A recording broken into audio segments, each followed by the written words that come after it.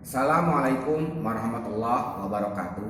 Hamdanillah, sholatan wassalaman ala rasulillah Sayyidina wa maulana Muhammad ibni Abdillah. La haula wa la quwata illa billah, amma ba'd. Bagaimana kabarnya anak-anakku sekalian? Alhamdulillah, luar biasa, Allahu Akbar. Baik, materi kali ini pelajaran pendidikan agama Islam atau PAI, yakni tentang Nabi Muhammad adalah panutanku. Di dalam Al-Quran, tepatnya Al-Quran surat Al-Ahzab ayat 21, Allah berfirman, A'udzubillahi minasyaitonirrajim, Bismillahirrahmanirrahim. Laqad kana lakum fi rasulillahi uswatun hasanah. Yang artinya sungguh telah ada pada diri Rasulullah itu adalah suri tauladan yang baik. Jadi berkaitan dengan judul Nabi Muhammad adalah panutanku, ada ayat yang mengatakan di dalam Al-Ahzab ayat 21 bahwa sungguh telah ada pada diri Rasulullah adalah suri tauladan yang baik. Pertanyaannya, apa-apa saja sih dalam diri Rasulullah yang perlu kita teladani?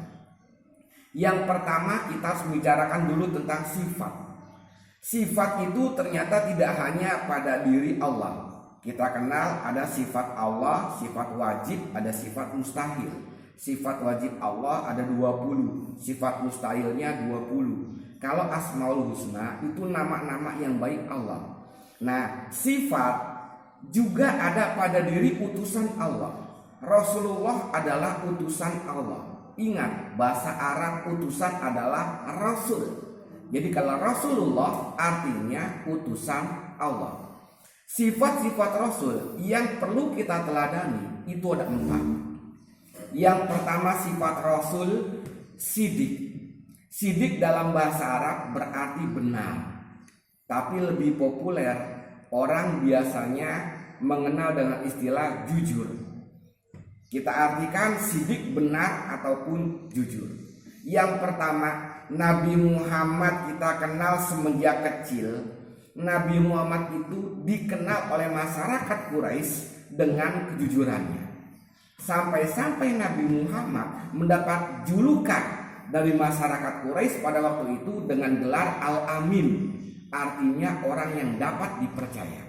Bayangkan, kalangan masyarakat segitu luasnya sudah menjuluki, mempopulerkan Nabi Muhammad itu dengan julukan Al-Amin. Ini orang dapat dipercaya.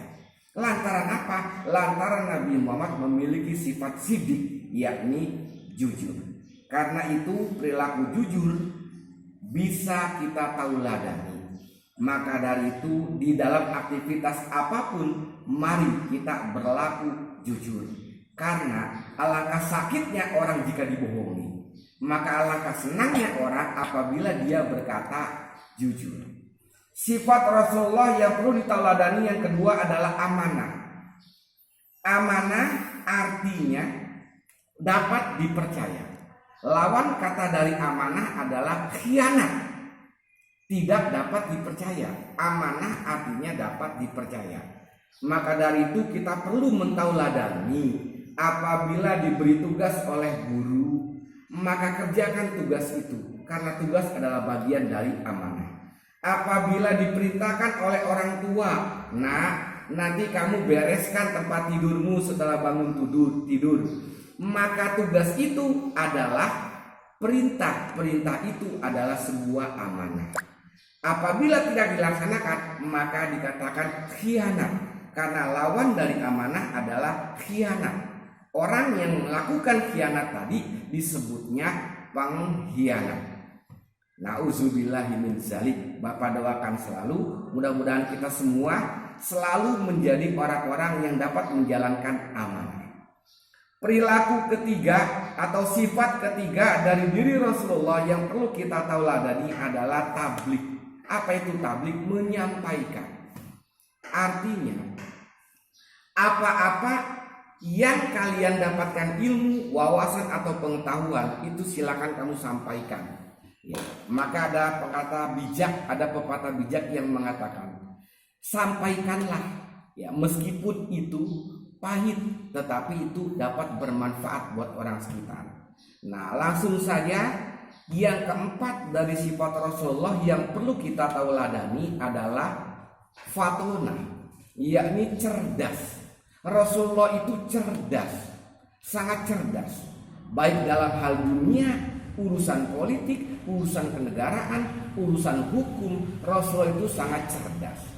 Karena terbukti beberapa kali sahabat Rasulullah pernah bertanya tentang segala sesuatu kepada Rasulullah, Rasulullah dapat menjawab. Hal ini membuktikan bahwa Rasulullah adalah cerdas. Anak-anakku sekalian, nah, tadi ada 4 hal yang perlu kita teladani dalam diri Rasulullah. Yang pertama, sidik, kita harus jujur. Yang kedua, amanah, kita harus amanah. Yang ketiga, kita harus menyampaikan. Apabila kata orang tua, sampaikan ke kakak kamu A, maka A yang disampaikan, jangan dilebih-lebihkan. Yang ketiga, kita harus cerdas. Bagaimana caranya kita harus cerdas? Yakni tentunya dengan rajin belajar. Ya, mudah-mudahan sedikit bermanfaat dari Bapak. Billahi taufiq wal hidayah. Assalamualaikum warahmatullahi wabarakatuh.